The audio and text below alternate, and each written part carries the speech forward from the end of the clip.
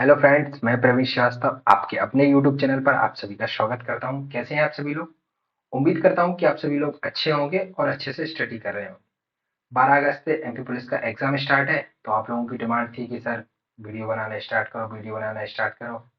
तो मैंने एक सीरीज स्टार्ट की है जिसमें मैंने 2023 में जितने भी क्वेश्चंस आए हैं, एमपी पटवारी, फॉरेस्ट का जो एग्जाम हुआ और आबकारी का जो एग्जाम हुआ, ग्रुप 4 का ये जो एग्जाम हुए, उसके सारे क्वेश्चनों को मैंने कंपाइल करके उनकी एक सीरीज स्टार्ट करने की कोशिश की है। उम्मीद है कि आपको ये सीरीज अच्छी लगेगी। आप लोग देखिए, हो सकता है कि मेरा फोटो अच्छा ना आए, तो उस फोटो देखने का कोई जाना औचित्य नहीं है, लेकिन हाँ, क्वेश्चन को आप जरूर बनाइए और कोशिश करके देखिए कि आपका क्वेश्चन बन रहा है कि नहीं बन रहा। और फिर मेरी अप्रोच भी देखिए कि इस क्वेश्चन को हाँ ऐसे अगर सोचते तो आप सोच सकता था थोड़ा सा और जल्दी कर लेते। तो उम्मीद है कि आपको ये वीडियो बहुत अच्छा लगेगा। मैंने फिर कहा पहले क्वेश्चन आप करिए और जिन लोगों को आते हैं वो स्पीड को बढ़ा के वीडियो देखें। स्टार्ट करते हैं। आज की जो लेक्चर है उसमें हमने सारे क्वेश्चंस एमपी पटवारी में जो मार्च में एग्जाम हुआ था उसमें आए हुए लिए। तो आप क्वेश्चन बनाने की कोशिश करिए। तो हमारा आज का सबसे पहला क्वेश्चन है, एक निश्चित धनराशि पर 14.28% वार्षिक चक्रवृद्धि ब्याज की दर से एक साल 146 दिन में प्राप्त ब्याज 408 रुपए है। तो मूलधन बताइए। क्या बताना है हमें? मूलधन बताना। अगर हम इस सवाल को देखें तो सबसे पहले हम सवाल में अगर हमारी नजर जाए तो हम पहले ये देखें कि हमारे पास है क्या। तो आप कहोगे सर सबसे पहले है हमारे पास, क्या है हमारे पास? पी। पी कितना दिया है पता है, ये तो निकाल लेंगे। आर हमारे पास कितनी दी है? 14.28। और इसका अगर हम परसेंटेज हटाएं तो इसका मतलब होता है 1/7। उसके बाद अगर हम बात करें तो टाइम हमें कितना दिया है? 1 वर्ष 146 हमारे पास टाइम दिया। सीआई की अगर मैं बात करूं तो सीआई कितना दिया है मुझे? 400। अब आप ये देखिए कि हमारे पास ये है डाटा है और हमें निकालना क्या है? पी। सबसे पहले हमारे पास पी नहीं है, तो पहले मैं बेसिक अप्रोच बताता हूँ कि अगर हमारे पास पी नहीं है तो हम पहले नकली पी निकालेंगे। और नकली पी कैसे निकालेंगे? पहले जो डिनोमीटर में जो नंबर बना है रेट को चेंज करके, वो हमारा नकली पी होगा। कितना होगा हमारा नकली? 49। अगर हम कैलकुलेट करें तो पहली साल हमें 49 का 1/7 जो इंटरेस्ट मिलेगा, कितने रुपए ब्याज होगा? 7 रुपए। और दूसरी साल जो हमें इंटरेस्ट मिलेगा वो 7+1 होगा। लेकिन अगर मैं बात करूं तो दूसरी साल मुझे सिर्फ कितने दिन का चाहिए? 146 दिन का। तो 146 दिन का मुझे चाहिए। सबसे पहले मैं अगर बात करूं तो 146 दिन का कितना ब्याज होगा ये मुझे कैलकुलेट करना। अगर मैं बात करूं तो 365 डेज का हमारे पास ब्याज कितना है सेकेंड ईयर में? 8 रुपए। एक दिन का ब्याज कितना होगा? 8/365। और मुझे 146 का चाहिए, तो 146 का मैंने क्या कर दिया? मल्टीप्लाई। अगर मैं देखूं तो इसका मल्टीप्लाई कितना होगा? 8×6 = 48, 4 14 8 112 116 और डिवाइड बाय 365। जब मैं इसको काटूंगा तो ये आएगा 3.2। ये हमारा आया है कितने दिन का ब्याज? 146 डे का। अब मैं अगर देखूं तो टोटल मेरा सीआई जो बना है वो कितना बना है, पहले वो देख लूं। तो मेरा टोटल जो सीआई बना है वो बना है फर्स्ट ईयर का 7 और सेकंड ईयर का मुझे मिला है 3.2। अगर मैं देखूं तो 10.2 मुझे सीआई मिला है। ओरिजिनल में सीआई मुझे कितना दिया? 408 दिया है। अगर मैं यहाँ से पॉइंट हटाऊंगा तो यहाँ 0 आएगा। और जब इस 102 से इसे काटूंगा तो ये 40 टाइम कटेगा। कितना टाइम कटेगा? 40। तो मैं कह सकता हूँ कि एक यूनिट का मान कितना आया? अब मुझसे पूछा है कि पी कितना होगा। तो मैं अगर पी को देखूं तो मेरा नकली पी जो है वो कितना है? आप कहोगे सर 49 था, उधर देख रहे पा रहे होंगे आप, ये 49 है। तो 49 में अगर मैं 40 का मल्टीप्लाई कर दूं तो आप कहेंगे सर 40 का मल्टीप्लाई कितना होगा? 0 9 चौक 36 और 4 चौक 16 और 1960। ये हमारा सवाल का आंसर। अगर ये हमारा वो तरीका है कि हमने पहले नकली पी बनाया, नकली पी से पहली साल का सीआई निकाला, फिर दूसरी साल का सीआई निकाला, लेकिन दूसरी साल में 365 डेज का 8 है। एक दिन का कितना आएगा? 8/36। 146 डे का कितना आएगा? 3.2। कितना आएगा? 3.2। 3.2 आया तो पहली साल का हमने पूरा इंटरेस्ट काउंट किया, दूसरी साल का हमने 3.2 काउंट किया। 10.2 हो गया। 10.2 बराबर कितना दिया है ओरिजिनल में सी आई 408। पॉइंट हटाया, इधर जीरो आया। एक यूनिट का मान कितना आया 40। 40 का जब मैंने पी से मल्टीप्लाई किया तो हमारा पी कितना आके आ गया 1960। इसका मतलब आंसर कौन सा है। अब ये तो वो तरीका है जो हम पेपर में करेंगे और इस चीजों को लिखेंगे। हालांकि हमें वहां इस चीज को नहीं लिखना होता कि गिवन क्या है।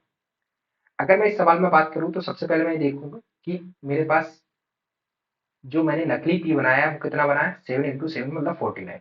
और लास्ट में मेरी जो एक यूनिट का मान आया है उसमें 49 का मल्टीप्लाई किया है।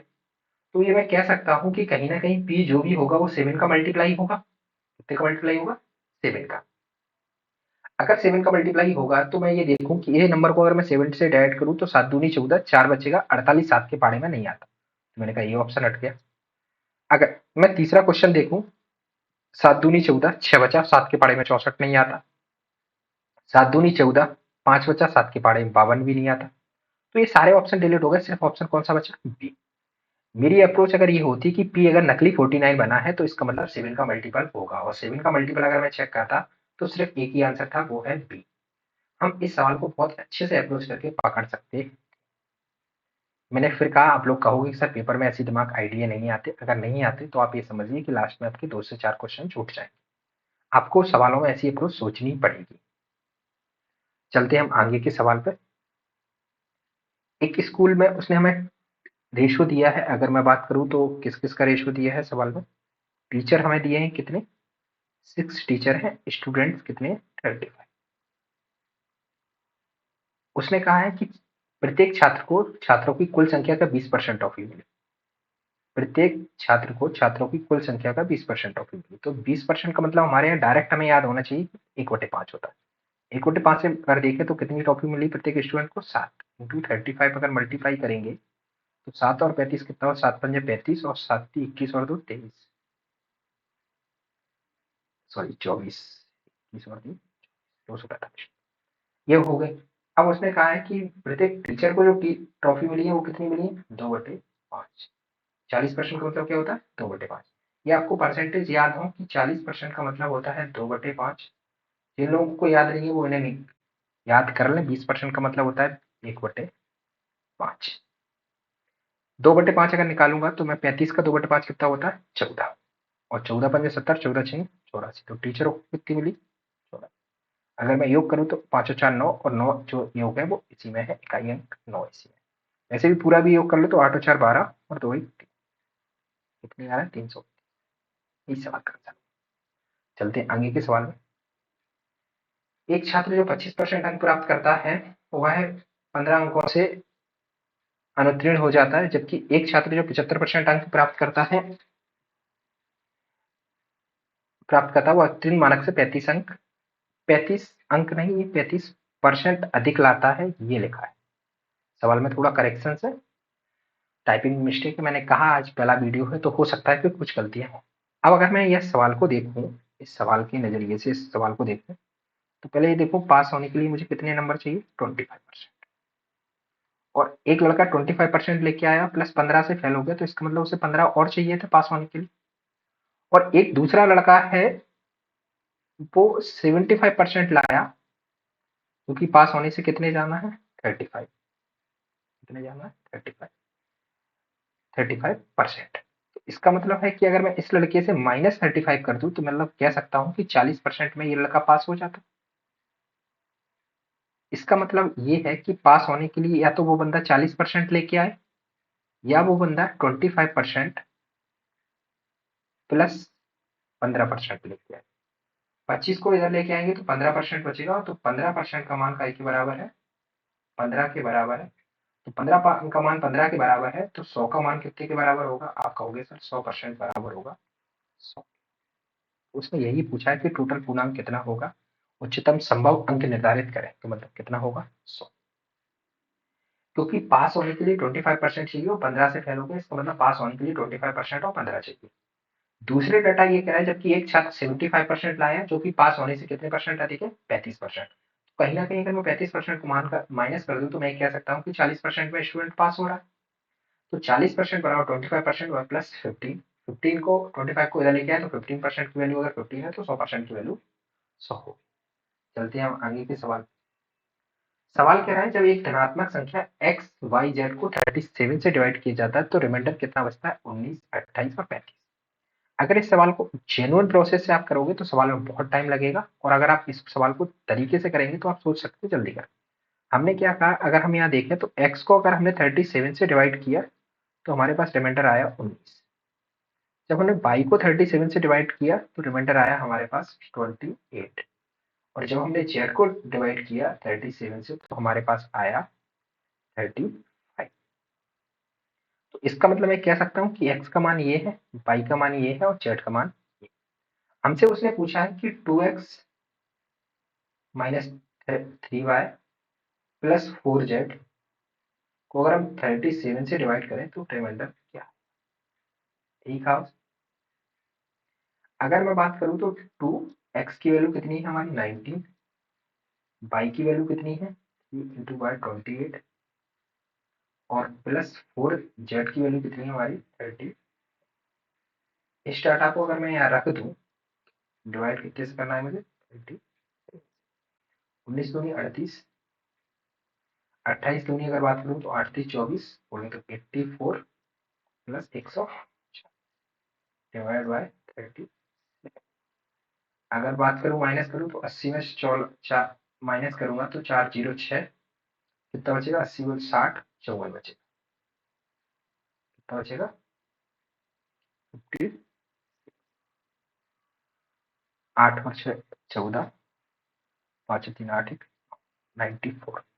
और 94 में अगर मैं 37 से डिवाइड दूं तो दो बार पूरा पूरा चला जाएगा तो शेष जो बचेगा वो कितना होगा?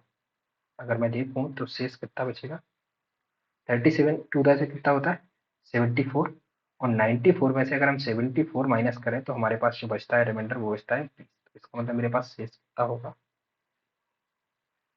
समझ पा रहे हैं आप इस बात को? मैंने क्या कहा, शेषफल कितना बचेगा 20। तो इस सवाल का आंसर है। आप फिर देख लीजिए 94 हमारा जो वैल्यू रखने के बाद आया, इसको अगर मैं 37 से काटूंगा तो दो बार तो पूरा पूरा चला जाएगा, क्योंकि 37 पे कितना होता है 74, 74 अगर इसमें से माइनस करेंगे तो शेष कितना बचेगा मेरे पास 20। अब देख सकते हैं कि सवाल का आंसर क्या होगा। इस सवाल की अप्रोच अगर आप दूसरे तरीके से करते हो तो आप हो सकता है कि आप इस सवाल को ज्यादा टाइम लगा लेते। उम्मीद है कि आपको ये सारे क्वेश्चंस यहाँ तक समझ में आ रहे होंगे। अब चलते हैं हम आगे के सवाल पे। यदि गोले की त्रिज्या 3 गुनी कर दी जाए तो पुराने गोले और नए गोले का अनुपात क्या होगा? इसमें एक लाइन मिसिंग है, तो पुराने गोले का नए गोले से आयतन का अनुपात से आयतन का अनुपात वॉल्यूम का ratio, the new sphere the ratio of volume.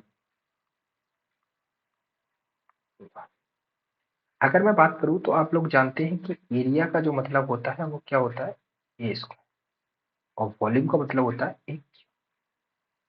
अब अगर हमने रेडियस को दुगना कर दिया है, इसका मतलब हम ये कहना चाहते हैं कि रेडियस जो थी वो हमने कहती कर दी 1 से 3। तो रेडियस अगर 1 से 3 करिए तो वॉल्यूम जो होगा वो क्यूब में चेंज होगा, तो 1 से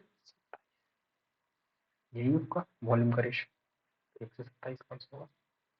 क्योंकि एरिया जो होता है वो स्क्वायर में आता है, हम वर्ग सेंटीमीटर वर्ग वो मीटर वर्ग फुट इस तरीके से बात करते हो। आयतन जो बात करते हैं क्यूब में बात करते हैं, तो कहीं ना कहीं हमें क्यूब कर देंगे तो क्या हो जाएगा 1/27। चलते हैं आगे। सवाल कह रहा है एक तार के कारखाने निरीक्षण में ये देखा गया कि तांबे के तार का 9वां भाग और 5वां भाग मिलकर 970 है। तो अगर मैं बात करूं तांबे का एक तार है, तो तार का 9वां भाग और 5वां भाग मिलकर 910 बना रहे हैं, तो तांबे का तार ऐसा मानो कि जो हमारे लिए परफेक्ट हो। तो हमने मान लिया तांबे का तार था 45, कितना मान लिया हमने। अब इसका 1/9 कितना होगा? आप कहेंगे सर 5। और मैंने कहा इसका 1/5 कितना होगा? आप कहेंगे सर इसका 1/5 मान 9। तो इसका मतलब दोनों भाग मिलकर कितने हो रहे हैं 14। 14 अगर ये हो रहे हैं तो 910, 7 दूनी 14, 7 एकम 7, तो 2 से अगर इसे काटेंगे तो हमारा कितना मान आ जाएगा 65। ये तो मैंने माना है। अगर मैं बात करूं तो 45 टोटल तार की जो लंबाई होगी, टोटल लेंथ जो होगी तार की वो कितनी होगी 65 इंटू 45, 55 और अगर बात करूं 55 तो बचा 5 30 हो तो 32 4 पंजे 20, 4 चिंग 24 और 26। अगर हम देखें तो 5 0 9 29, सॉरी 29 25 आया। एक अप्रोच तो ये है। अगर हम सवाल का दूसरे अप्रोच से देखें तो उसने कहा है कि एक तांबे के तार का 9वां भाग और 5वां भाग मिलकर 9/10 है। इसका मतलब 9वां और 5वां भाग। इसका मतलब अगर हम यहाँ देखें तो हमको कहीं न कहीं 9 और 5 का मल्टीपल चाहिए। तो 9 और 5 का मल्टीपल होना चाहिए, तो 9 से अगर हम यहाँ देखें तो 2 और 2 4, 4 और 5 9, 9 और 2 11, 9 से नहीं कटता। ये तो 5 से ही नहीं कटते। ये 5 से कटता है, ये 5 से कटता। तो 9 से देखें तो 2 और 1 3, 6 और 3 9, 9 5 14। इसका मतलब ये भी 9 से नहीं कटता। तो इसका मतलब सिर्फ कौन सा अंक कटता है? तो हम इसको ऐसे भी पकड़ सकते थे। मतलब हमको ये पता है कि उसका 9वां भाग और 5वां भाग मिलकर 910 होता है। इसका मतलब 9 और 5 का तो मल्टीपल होगा कि नहीं होगा? होगा ही। तो 9 के अप्रोच पे अगर हमें काम करेंगे तो हम इस सवाल को वैसे ही पकड़ लेंगे। चलते हैं हम आगे के सवाल पे। हमारा आगे का सवाल है, लगातार 5 विषम संख्याओं का औसत 7। कितनी विषम संख्या है? 5। औसत कितना है? अगर औसत 7 है तो इसका मतलब 2 संख्याएं इधर होंगी हमारी और 2 संख्याएं हमारी इधर। ठीक है? अगर हम बात करें कि औसत कितना है? 7। जब हम 2 बार इधर माइनस होंगे तो आपको पता है कि इस तरफ 2 इधर माइनस होंगे, 2 इधर माइनस होंगे, तो टोटल कितना माइनस हो जाएगा? 4। तो ये वाली संख्या कितनी हो जाएगी हमारी? 3। और इधर 2 बार प्लस और 2 बार प्लस होंगे तो कितना हो जाएगा? 11। और 11 में से 3 जाएगा तो क्या बचेगा? आप कहेंगे सर 11 में से 3 बच जाएगा तो 8 बचेगा। तो इस सवाल का आंसर क्या होगा? 2 बार बैक इधर जाना है, 2 बार बैक इधर जाना है, तो 2 का डबल होता है 4। तो जितनी बार इधर बैक जाना है उसका डबल चल जाओ, क्योंकि विषम संख्याएं 2 2 के अंतर पर होती हैं। ये ध्यान रखिएगा। सम संख्याएं भी 2 2 के अंतर पर होती है। तो इस सवाल का आंसर क्या होगा? 2 बार, क्योंकि बीच की संख्या दी है। औसत क्या होता है? हमेशा बीच का मान। तो बीच का मान हमें 7 दिया है। अब 2 बार इधर बैक जाना है, क्योंकि 2 संख्या इधर की होंगी, 2 संख्या इधर की होंगी। तो 2 संख्याएं हैं तो 2 में सीधा 4 जोड़ दो तो हो गया 11, और इधर 4 घटा दो तो क्या होगी? 3। सबसे छोटी संख्या 3 है और सबसे बड़ी संख्या 11। 11 में से 3 जाएगा, कितना बचेगा? 8। ये सवाल जो है, इस सवाल में थोड़ा सा इस सवाल का कॉन्ट्राडिक्शन चल रहा है। पेपर वालों ने इस सवाल का आंसर माना है 0, लेकिन मेरे अकॉर्डिंग इस सवाल का 2 आ रहा है। तो इस सवाल को मैंने इसलिए लिख दिया कि आप लोग ट्राई करिए। हो सकता है कि आपको ये सवाल कहीं मिला हो तो एक बार इसका आंसर टैली कर लें कि हाँ 0 ही है कि 2 है। ये सवाल एक है 30 की पावर 30, 30 की पावर 60 और 30 की पावर 90, और नीचे दिया है 3 की पावर 59। ये सवाल थोड़ा सा गलत है। यहाँ 30 नहीं है, ये भी 30 नहीं है, और ये भी 30 नहीं है। ये भी ऑप्शन में 30 नहीं है, ये भी 30 नहीं है, और ये भी 30 नहीं है। अगर हम सवाल में बात करें तो आपको पता है कि औसत कैसे निकालना है। जैसे मैं कहूँ 3 4 और 5 का औसत, तो आप क्या कहोगे? सर 3 + 4 + 5 डिवाइड बाय क्या कर दूँ? मैं आपसे कहूँ कि 5 7 6 और 8 का औसत निकालो, तो आप क्या करोगे? 5 + 7 + 6 + 8 को जोड़ के कितने का डिवाइड दोगे? 4। ऐसे ही करते हो औसत निकालने के लिए। अब इस सवाल में मुझे औसत निकालना है, तो मैं कह सकता हूँ कि मुझे क्या निकालना है? 3 की पावर 30 + 3 की पावर 60 प्लस क्या चाहिए मुझे? 3 की पावर 90। और इसमें मुझे डिवाइड कितने का देना है? 3। अब 3 का डिवाइड देना है तो मुझे पता है कि 3 का जब मैं डिवाइड दूंगा तो ये 3 का डिवाइड इसमें भी जाएगा, इसमें भी जाएगा, इसमें भी जाएगा। तो ये 3 इसकी भी एक पावर को कम करेगा, इसकी भी एक पावर को कम करेगा, और इसकी भी एक पावर को कम करेगा। तो कम कम होने के बाद आंसर क्या होगा? सी। औसत गणितीय मान क्या होगा, या औसत क्या होगा? आंसर एक ही होगा। तो ये सवाल का हमारा आंसर है। क्या आंसर है इसका? सी। चलते हैं आगे। अब ये सवाल दिया है कि ए बी का रेशियो 3:2 है, बी सी का रेशियो 3:5 है, सी डी का रेशियो है 3:7, डी ई का रेशियो है 4:5। एक तरीका तो ये है कि जो हमारा ये सवाल है उस तरीके से कर लीजिए, और एक तरीका जो है कि इस सवाल को हमें अप्रोच ऑप्शन से कर। ए और बी का रेशियो कितना होना चाहिए? 3:9, 29 27 9 दूनी 18, क्योंकि ये ए का मान है, ये बी का मान है, ये सी का मान है, ये डी का मान है, और ये ई का मान है। ए और बी का रेशियो कितना होना चाहिए? 3:9, 29 27 9 दूनी 18, 29 27 9 दूनी 18, 29 27 9 दूनी 18। ये वाला ऑप्शन हट गया। दूसरा देखें बी और सी का रेशियो कितना होना चाहिए? 3 और 5। तो 36 18 6 5 30, 3 18 23 तो 15 में ये नहीं है। सी और डी का रेशियो कितना होना चाहिए? 3 और 6। तो 15 दूनी 30 और 15 5 75। सी और डी का यहाँ कितना होगा? 3:7। तो आंसर क्या होगा? एक तरीका वो भी है, ये तो वो तरीका हो गया। दूसरा तरीका पड़ोसी वाला है जो आप ट्राई करें और फिर मुझे बताएं कि कितना टाइम लगा। ए बी सी डी, ए और बी की वैल्यू रखें 3:2, बी और सी की वैल्यू रखें 3:5, सी और डी की वैल्यू रखें 3:7 और डी और ई की वैल्यू रखें 4:5। फिर उसका पड़ोसी 7, इसका पड़ोसी 5, इसका पड़ोसी 5, इसका पड़ोसी 2, इसका पड़ोसी 2, इसका पड़ोसी 2, इस तरीके से इसका पड़ोसी 3, इसका पड़ोसी 3, इसका पड़ोसी 4, इसका पड़ोसी 4, इसका पड़ोसी 3, इसका पड़ोसी 4, और फिर इन सब की को गुणा करके आप इस सवाल को सॉल्व करेंगे तो आपको बहुत टाइम लगेगा।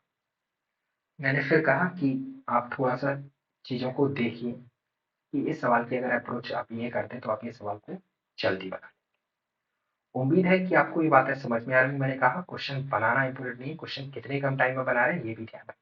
क्योंकि पेपर का जो सवाल है वो कहीं न कहीं कोई हिट पे है। आप ये कहो कि सर हमें पेपर में ऐसी बातें याद नहीं आती, तो आप गलत सोच रहे हैं। क्योंकि आपको ऐसी अप्रोच करनी पड़ेगी। आप अगर नहीं करेंगे तो आप प्रॉब्लम में आ जाएँगे। मैंने फिर कहा बिना इसके कुछ होना नहीं है, ये चीज़ आपको करनी पड़ेगी। चलते हैं हम आगे के सवाल पे।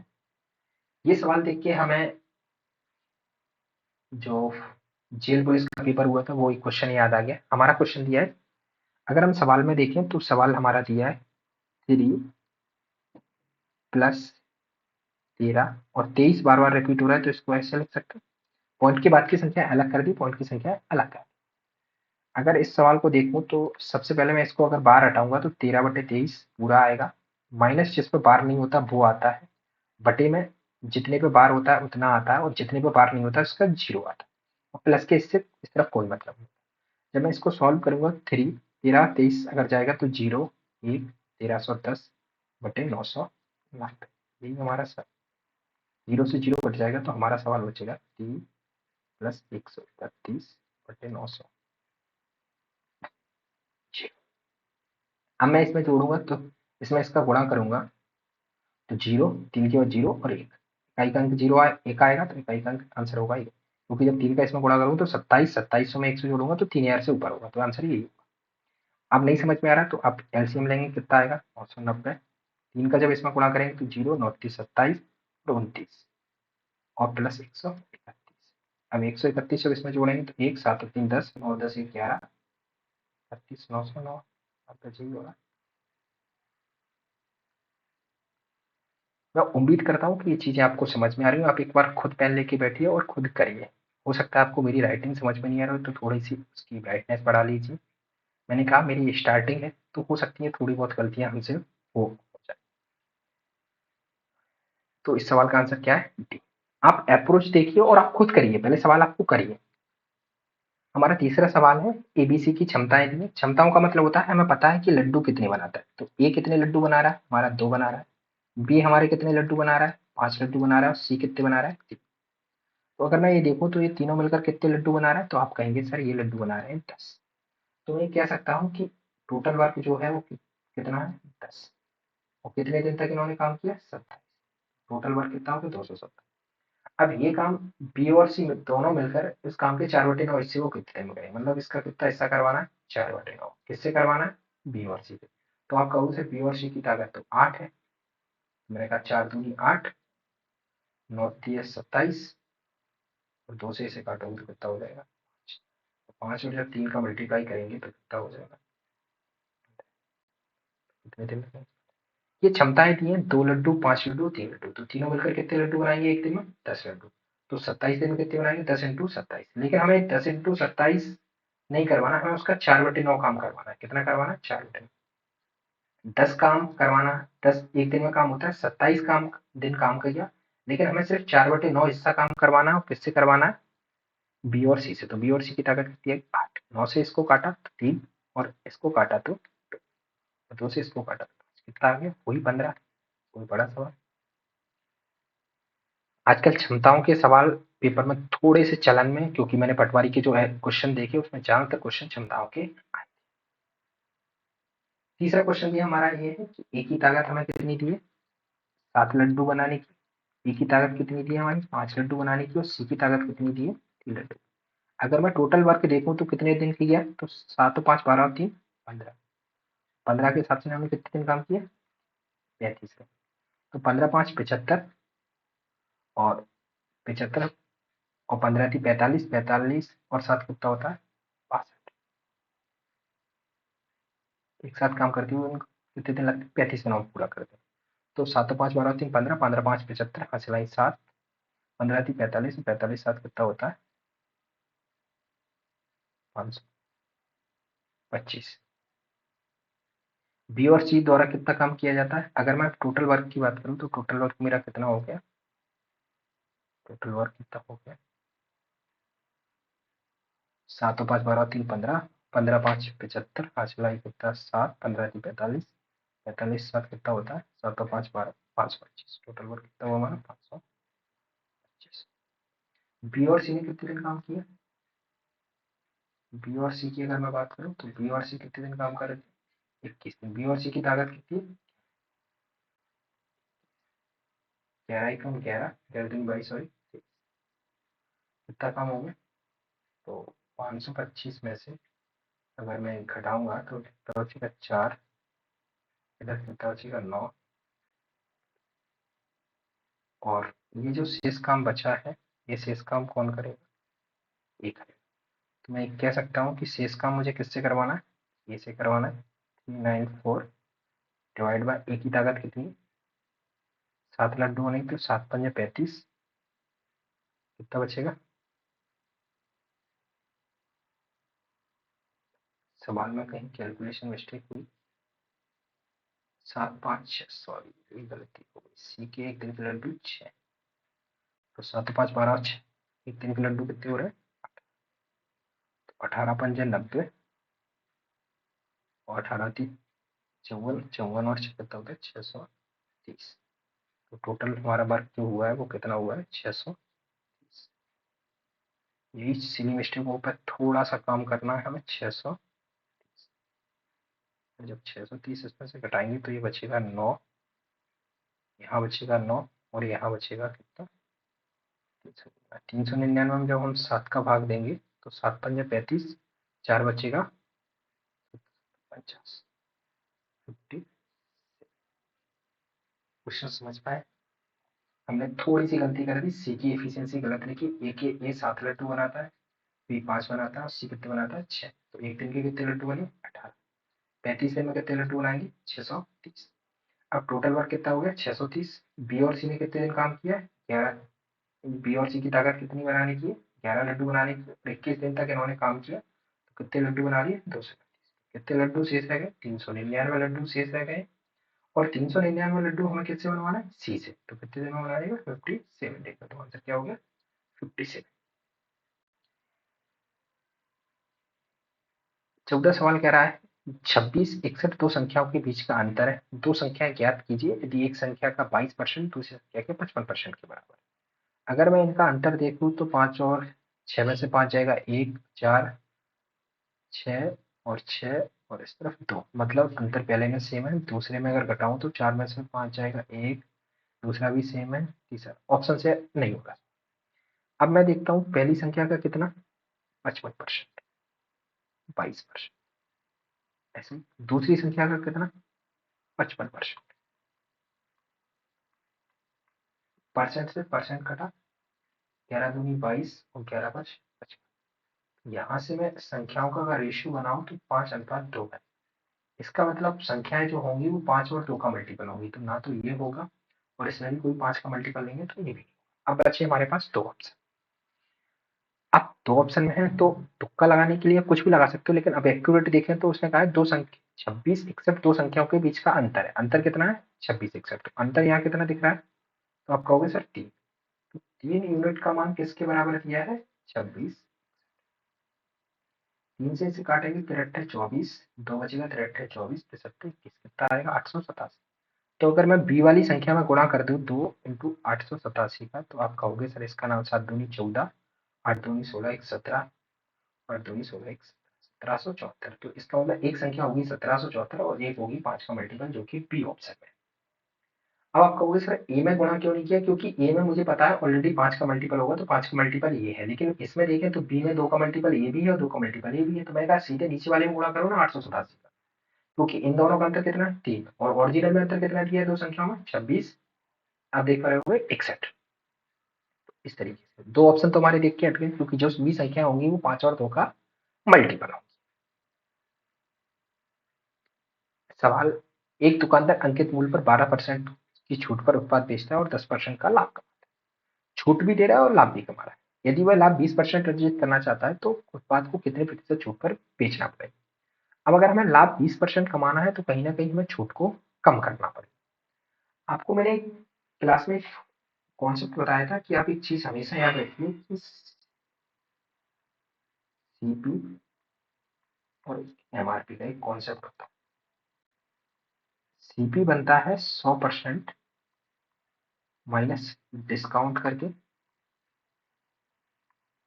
क्या करके, डिस्काउंट, और एमआरपी जो बनता है वो बनता है 100% प्लस प्रॉफिट करके। एक कॉन्सेप्ट होता है सीपी और एमआरपी का रेशियो। तो डिस्काउंट कितना दिया 12, तो 100 में से 12 जाएगा, कितना बचेगा इधर 88, और इधर कितना बचेगा एमआरपी 100 से इसको जोड़ेंगे तो 110। ये रेशियो हमारा बना परसेंटेज में, परसेंट से परसेंट कटा, 11/8 88 और 11/10 दो से काटेंगे तो ये बनेगा 4:5। तो हमारा जो सीपी और एमआरपी का जो रेशियो निकल के आया है वो कितना निकल के आया है 4:5, कितना निकल के आया है 4:5। अब उसने कहा है कि 20% का लाभ कमाना है, तो 20% का मतलब होता है 1/5। मैंने अभी बताया था इससे पहले वाले क्वेश्चन में 20% का मतलब क्या होता है 1/5। तो 4 का 1/5 होगा कितना 0.8। इसका मतलब हमें अपने सामान को कितने बेचना पड़ेगा, आप कहोगे सर 4.8। कितने बेचना पड़ेगा 4.8। अब आप ये बताइए कि 5 रुपए का सामान है, एमआरपी है, उसको 4.8 में बेच रहे हैं, तो आपको कितने का लाभ होगा प्रॉफिट। आप कहोगे सर प्रॉफिट होगा हमें कितना, सॉरी डिस्काउंट हम कितना दे रहे हैं, आप कहोगे सर डिस्काउंट होगा 0.8। कितना होगा डिस्काउंट 0.8। तो अगर मैं यहाँ डिस्काउंट परसेंटेज कैलकुलेट कर लूँ तो डिस्काउंट परसेंटेज कैसे निकलता है, डिस्काउंट कितना हो रहा है 0.8 बटे में एमआरपी कितना है 5 इंटू पॉइंट हटाएंगे तो बटे में 100 आएगा, सॉरी 5 में से 4.8 जाएगा तो ये बचेगा पॉइंट, बचेगा पॉइंट, और 0.2 को अगर मैं यहाँ रखूँ तो पॉइंट हटाऊंगा तो 50 हो गया, 50 टू और 2 मल्टीप्लाई करके कितना हो जाएगा, आंसर क्या होगा। मैं ये मानता हूँ कि आपको ये छोटी छोटी चीजें आती हैं। मैंने क्या कहा 20% का मतलब होता है 1/5, 1/5 मतलब 0.8, 0.8 इसमें जोड़ा तो एसपी कितना हो गया 4. अब 5 रुपए वाला आर्टिकल मैं 4.8 में बेच रहा हूँ तो डिस्काउंट कितने का दे रहा हूँ 0.2। क्योंकि हो सकता है कि आपको ये चीजें यहाँ जल्दी जल्दी में समझ में नहीं आ रही कि सर आप कहीं इधर लिख रहे हैं कहीं इधर लिख रहे हैं, तो आप देखिए थोड़ा सा जगह का अभाव है। अगली स्लाइडों में हम चीजों को क्वेश्चन को पूरा एक तरीके से एक तरफ कर देंगे, तो उस तरीके से हमारे पास थोड़ा सा पेज जाना होगा। अब मैं मानता हूँ कि डिस्काउंट परसेंट का आपको फॉर्मूला आता है, क्योंकि डिस्काउंट परसेंटेज बराबर जो होता है वो होता है डिस्काउंट बटे एमआरपी इंटू, ये होता है डिस्काउंट का फॉर्मूला। चलते हैं हम आगे के सवाल पे। एक आयत की लंबाई को 30% बढ़ा दिया गया और चौड़ाई को 10% की वृद्धि होती तो मूल आयत से घटित आयत के क्षेत्रफल के बीच का अंतर क्या। अगर मैं क्वेश्चन को देखूं तो आप ये देख पा रहे होंगे सवाल में कि लंबाई में भी वृद्धि की हुई चौड़ाई में भी, लेकिन उसने पूछा कि मूल आयत से घटित आयत के क्षेत्रफल के बीच का अंतर क्या है। जबकि सीधा सीधा ये सवाल पूछ सकता था कि आयत की लंबाई में 30% की वृद्धि कर दी है, चौड़ाई में 10% की वृद्धि कर दी। अगर मैं इस सवाल को देखूं तो 30% की वृद्धि की गई और 40% की 10% की वृद्धि की गई, तो 30 और 10 मिलाकर कितना होता है 40, 40 से थोड़ा सा इंक्रीज करेंगे तो आंसर होता है 43। अब सवाल को तरीके से करना है तो 30% का मतलब होता है कितना 3/10। 3/10 का मतलब होता है कि पहले 10 थी तो अब कितनी हो गई। विड्थ की अगर बात करूं तो विड्थ का मतलब होता है 10%, 10% का मतलब होता है 1/10 और 1/10 का मतलब होता है 10 से 10 और 10 कितना होता है 100, 13 कितना होता है, सॉरी ये 13 होगा 10 से 13, 13 एकम 13, 100 रुपये 100 क्षेत्रफल था, उससे 143 हो गया, तो कितने परसेंट की वृद्धि हुई? इस तरीके से भी करना है। अगर आपको सक्सेसिव वाला फॉर्मूला आता है तो टोटल परसेंटेज निकालने का एक फॉर्मूला और होता है, किताबों में दिया रहता है, x% plus y% plus xy% upon में कितना 100, ये फॉर्मूला भी होता है। आप चाहो तो 100 मान के भी कर लो तो भी सवाल हो जाएगा, किसी भी तरीके से करोगे सवाल हो जाएगा, लेकिन पेपर में अप्रोच थोड़ी सी अच्छी होती है। 17 सवाल कह रहा है 1 से 15 तक अंकित टिकटों को मिलाया जाता है और 3 टिकट यादृच्छिक रूप से खींचे जाते हैं। इसकी प्रायिकता क्या होगी कि टिकट पर अंकित संख्या 3 या 4 से विभाज्य। तो हमको प्रायिकता निकालनी, प्रायिकता का फॉर्मूला होता है favourable outcome, favourable outcome upon total outcome. क्या होता है? Total outcome. अगर मैं फेवर की बात देखूं तो फेवर की 3 से और 4 से जो कटने वाली संख्या है तो वो कितनी होंगी? 3 4, जो 3 से कट जाए और 4 से कट जाए तो 3 4 6 8 12 15, यही 3 4 6 8 12 15 और एक संख्या और बची है 9। तो कितने आउटकम्स फेवरेबल हो गए आपका? हो गए सर 7। और टोटल आउटकम कितने? 15। इस सवाल को मैं, क्योंकि 3 पत्र यादृच्छ निकाले जाते हैं तो 7C3 हमारी फेवरेबल कंडीशन हो गई, कितने में से? 15C3 में से। प्रायिकता का यही फेवरेबल आउटकम, तो हमारे काम की जो डाटा है वो ये वाला है, तो कितना डाटा है? 7, और इसमें से निकालना कितने टिकट है? 3, तो 7C3। नीचे कितना? 15C3। अब 3 और 3 नीचे है तो नीचे वाला कुछ नहीं लिखना, तो 7 को 3 बार पीछे ले जाओ, तो 7 इंटू 6 इंटू 5, और 15 को 3 बार पीछे ले जाएंगे तो 15 इंटू 14 इंटू 13, 7 दूनी 14, 3, 3 से काटा तो 5, और 5 से इसको काटा तो कितना बचा हमारा सवाल का आंसर? 1/3। मैंने सोच रखा है कि मैं प्रायिकता पर पूरा एक वीडियो बनाऊंगा, लेकिन अब यहाँ आप देख लीजिए कि प्रायिकता favourable outcome upon total outcome. तो हमारे काम की चीजें कितनी है? वो है 3 4 6 8 12 15 9, क्योंकि वो नंबर 3 से भी कटना चाहिए और 4 से भी कटना चाहिए, तो और 8 भी काउंट। तो टोटल आउटकम्स हमारे फेवरेबल जो आउटकम है वो 7 है, तो 7C3, और टोटल आउटकम्स कितने हैं? तो 15, कितने में से? उसमें से 3। सवाल का आंसर। एक पासा और एक सिक्का एक साथ फेंका जाता है, एक पासा और एक सिक्का।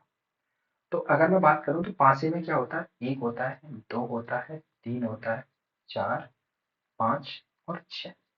अगर इनके साथ हेड हेड आ जाए तो एक कंडीशन 6 बनेगी, और एक कंडीशन में इनके साथ टेल आ जाए तो ये भी होता है, ऐसे ही।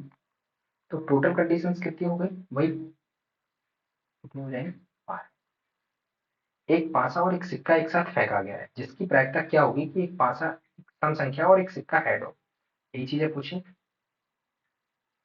अब मैं टोटल आउटकम्स देखूं तो 5, प्रायिकता क्या होगी कि पासा एक सम संख्या और एक सिक्का हेड हो, तो सम संख्या हो और हेड हो। एक तो ये आउटकम, ये एक आउटकम हमारे लिए ये, और एक आउटकम हमारे लिए ये। इसका मतलब मैंने प्रायिकता बताई थी फेवरेबल आउटकम, तो फेवरेबल आउटकम कितने? 3, और टोटल आउटकम्स कितने? 12, आ जाएगा 1/4। देखो 1 2 3 4 5 6 सबके साथ पहले हेड हेड लगा होगा तो 6 कंडीशन, फिर सबके साथ 1 2 3 4 5 6 सबके साथ टेल टेल लगा हो तो 6 कंडीशन, ये तो 6 और 6 कितनी कंडीशन होगी? 12। लेकिन इसमें 3 जो हमारे काम की है तो उसने कहा है कि सम संख्या और हेड आए, तो एक 2 के साथ हेड आए तो काम का, 4 के साथ हेड आए तो काम का, और 6 के साथ हेड आए तो काम का। चलते हैं आगे के सवाल पे। सवाल कहा है कि रूसी लोग कितने हैं? 111 रूसी, 407 चीनी और 269 जापानी पर्यटक एक स्थान पर इकट्ठा होते हैं। किसी भी व्यक्ति को छोड़े बिना प्रत्येक राष्ट्रीयता से समान संख्या वाले व्यक्तियों के समान समूहों का गठन किया जाता है। तो प्रत्येक समूह व्यक्तियों की कुल संख्या क्या है? रूसी लोग कितने हैं? आपसे कहूँ 111, चीनी लोग कितने? 407, और जापानी कितने? 250। अब मुझे एक समूह बनाना है और मैं चाहता हूँ कि ये आपस में मिक्स भी ना हो। तो समूह ऐसे लोगों को बनाना है कि जिससे आपस में मिक्स भी ना हो और शेष भी ना हो जाए। तो इसका मतलब है कि मुझे ऐसे लोगों का समूह बनाना है 111 से, जो जिसमें 111 का भाग चला, 111 में भाग चला जाए, 407 में चला जाए, 259 में चला जाए। मुझे पता है 18 से कटने के लिए 9 और 2 से कटना चाहिए, 2 से नहीं कट रहा तो हटाओ। 21 से कटने के लिए 7 और 3 से कटना चाहिए, तो 7 से अगर मैं बात करूँ तो 7 पंजे 35, यही 7 से नहीं कटता, 7 से अगर काटूँ तो ये भी नहीं कटता, तो ये भी हट गया। 10 से कटने के लिए यूनिट प्लेस क्या होना चाहिए, 0, तो ये भी नहीं कट रहा, तो आंसर क्या होगा। अब आप कहोगे सर 37 कैसे, तो मैंने कहा 37 का भाग ले लो, 3 बार कट जाएगा। 37 का भाग दोगे इसमें, 37 एकम 37, 37 एकम 37, 11 बार कट जाएगा। इसमें 37 का भाग देंगे तो कितनी बार कटेगा, 7 बार कटेगा, तो इसका मतलब ये कितनी बार, मतलब 37 का ग्रुप बनाओगे तो रूसी लोगों के 3 ग्रुप बनेंगे, चाइना वाले लोगों के 11 ग्रुप बनेंगे, और जापानी लोगों के कितने ग्रुप बनेंगे, 7। इसका मतलब है 37 एक ऐसा नंबर है जो इन तीनों नंबरों को डिवाइड कर रहा है। ये सवाल है एलसीएम एचसीएफ का। एक साइकिल चालक 2 मीटर 30 सेकंड में 600 मीटर, 2 मीटर नहीं होगा, ये होगा 2 मिनट। क्या होगा सवाल में, 2 मिनट 600 मीटर की दूरी तय करता है, साइकिल सवार किलोमीटर की चाल बताइए। चाल बताना, चाल बराबर क्या होता है, दूरी बटे समय। तो दूरी कितनी है, 600 मीटर, चाल कितनी है, 600 मीटर। और समय निकालना है तो समय सेकंड में निकाल लो, तो 2 मिनट का मतलब होता है 120, 120 और 30 कितना होता है, 150 सेकंड। 0 से 0 कटेगा, 15 चौको 60, तो 4 मीटर पर सेकंड। अब इसको जब हम केएमपीएच में चेंज करेंगे तो हमें पता है केएमपीएच में चेंज करने के लिए 18/5 का गुणा करेंगे, तो 18/5 का जब गुणा करेंगे तो पॉइंट में आंसर आएगा, पॉइंट का आंसर एक ही है। ये सवाल काय के लिए सॉल्व करें, 4 का भाग क्यों देना, 5 का भाग क्यों देना, क्योंकि जब सवाल ही एक पॉइंट में दिया है। मैंने फिर कहा सवाल की अप्रोच देखो, सारे सवाल पटवारी में ये पूछे गए हैं जो अप्रोच पे काम हो रहा है। उम्मीद करता है आप हमारी अप्रोच को समझेंगे और उस तरीके से सवाल बनाने की कोशिश करेंगे। ये हमारा एक छोटा सा आज का 20 क्वेश्चनों का एक सीरीज थी। उम्मीद है कि ये सीरीज आप लोगों को अच्छी लगी होगी। थैंक यू, मिलते हैं आपसे नेक्स्ट वीडियो में।